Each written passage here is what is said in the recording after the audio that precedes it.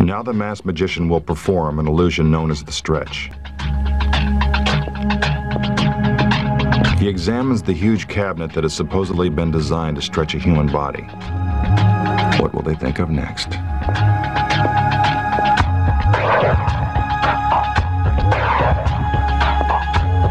An assistant comes out to lend a hand with this bizarre illusion. The magician unlocks the front doors. Then he opens the back panels so you can see all the way through the cabinet. This is to show you that there are no secret compartments or hiding places inside.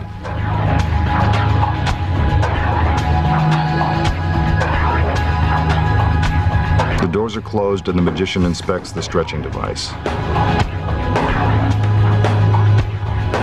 Now a stool is brought out. Here comes the assistant that's about to be stretched.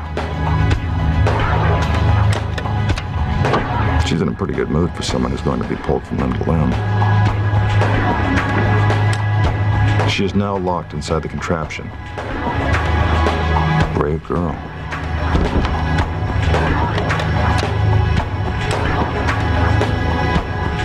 Once the doors are closed, her hands and feet are put into position. The magician tickles them to convince you that they are real.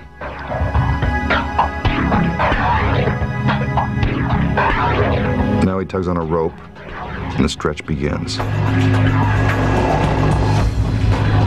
It appears as if her arms and legs are being pulled right out of their sockets.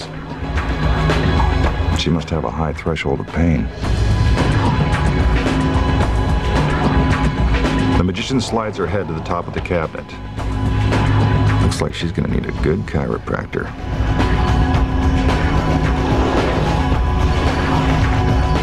Her head is forced to the bottom.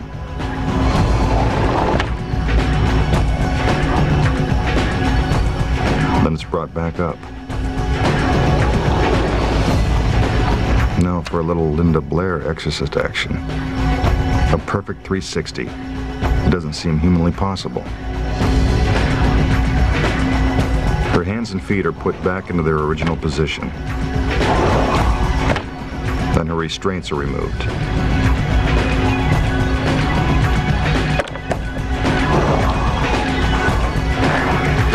The doors are opened, and there she is, in perfect shape.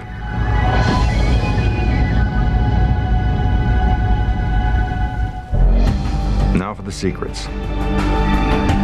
The magician spends a great deal of time trying to convince you that the cabinet is empty, but it isn't.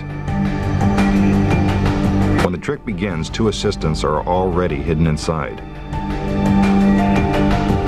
Before the front doors are open, the assistants climb out the back and stand on tiny ledges, so you won't be able to see their feet underneath the cabinet. Then just before the back doors are opened, they climb around to the side. Those decorative tassels and pegs are actually handles to help the assistants maneuver around on the narrow ledge. You can't see them on the side of the cabinet because the front doors are now open and blocking your view.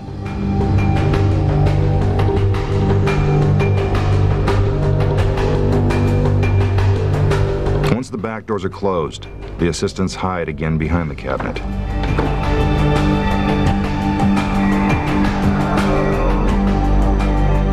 When the assistant that's about to be stretched gets inside,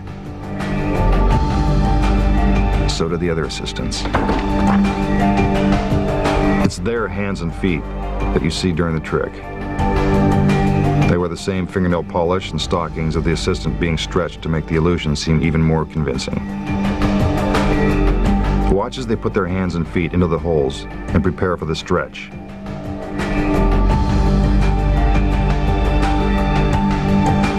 While it looks like the magician is pulling apart his assistant, we can see that the other two girls are merely sliding their hands and feet in different directions.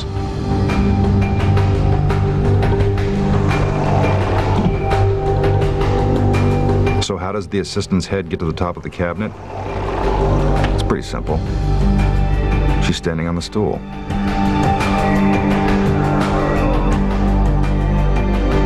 Again, more tickling.